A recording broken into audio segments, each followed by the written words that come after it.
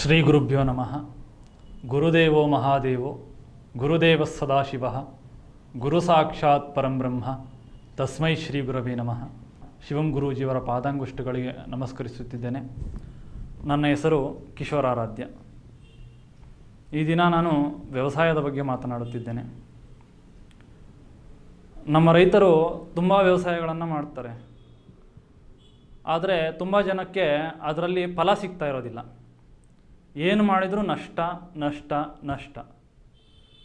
ಅದೇ ಬೆಳೆ ಬೇರೆಯವರು ಮಾಡಿದ್ರೆ ಉತ್ತಮವಾಗಿ ಬೆಳೆ ಬರುತ್ತೆ, ಒಳ್ಳೆಯ ದುಡ್ಡನ್ನು ತೆಗೊತಾರೆ. ಆದರೆ ಕೆಲವರಿಗೆ ಏನೇ ಬೆಳೆ ಮಾಡಿದ್ರೂ ಆ ಬೆಳೆ ಸರಿಯಾಗಿ ಬೆಳೆಯೋದಿಲ್ಲ. ಇದಕ್ಕೆ ಕಾರಣ ಏನಪ್ಪ ಅಂತ ಅವ್ರು ತಿಳ್ಕೊಂಡು ಹೊರಟ್ರೆ ಅದಕ್ಕೆ ಕಾರಣ ಏನು ಅಂತ ಅವ್ರಿಗೆ ಗೊತ್ತಾಗೋದೇ ಇಲ್ಲ. ಇದಕ್ಕೆ ಕಾರಣ ಅವರ ಜಾತಕದಲ್ಲಿ ಭೂಶಾಪ. ಈ ಭೂಶಾಪ ಮನುಷ್ಯನ ಮೇಲೆ ಯಾವ ರೀತಿ ಪ್ರಭಾವ ಬೀರುತ್ತೆ ಅಂದರೆ, ಇದಕ್ಕೆ ಕರ್ಣನನ್ನು ಉದಾಹರಣೆಯಾಗಿ ನಾವು ತಗೋಬಹುದು. ಒಂದು ಸಲ ಕರ್ಣ ರಥದಲ್ಲಿ ಹೋಗ್ತಾ ಇದ್ದಾಗ ಒಂದು ಚಿಕ್ಕ ಮಗು ಮಡಿಕೆಯಲ್ಲಿ ತುಪ್ಪವನ್ನು ತಗೊಂಡು ಬರ್ತಾ ಇರ್ತಾಳೆ. ಆ ರಥ ಹೋಗ್ತಾ ಇರೋ ಒಂದು ಸ್ಪೀಡ್ಗೆ ಆ ಮಡಿಕೆ ಆ ಹುಡುಗಿ ಬೆದರಿ ಕೆಳಗೆ ಬೀಳುತ್ತೆ. ಆ ಹುಡುಗಿ ಅಳ್ತಾ ಅಳ್ತಾ ನನಗೆ ಅದೇ ತುಪ್ಪ ಬೇಕು ಅಂತ ಕರ್ಣನನ್ನು ಕೇಳಿದಾಗ ಕರ್ಣ ಹೇಳ್ತಾನೆ, ಇಲ್ಲಮ್ಮ ನೀನು ಬೇರೆದು ಕೊಡ್ತೀನಿ ಅಂತ. ಆದರೆ ಆ ಹುಡುಗಿ ಆಟ ಅದೇ ಬೇಕು ಅಂತ.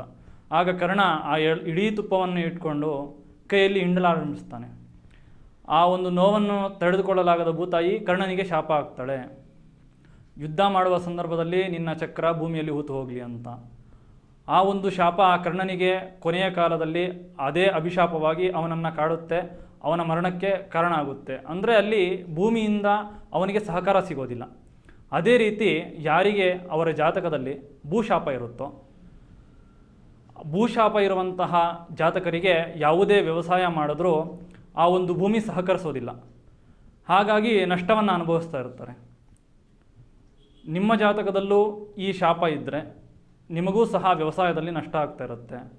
ವ್ಯವಸಾಯದಲ್ಲಿ ನಷ್ಟದ ಕಾರಣವನ್ನು ತಿಳಿದು ಆ ಒಂದು ಶಾಪವನ್ನು ಪರಿಹಾರ ಮಾಡಿಕೊಳ್ಳೋದಕ್ಕಾಗಿ ಸಿದ್ಧಿದಾತ್ರಿ ಜ್ಯೋತಿಷ್ಯಾಲಯಕ್ಕೆ ಭೇಟಿ ನೀಡಿ.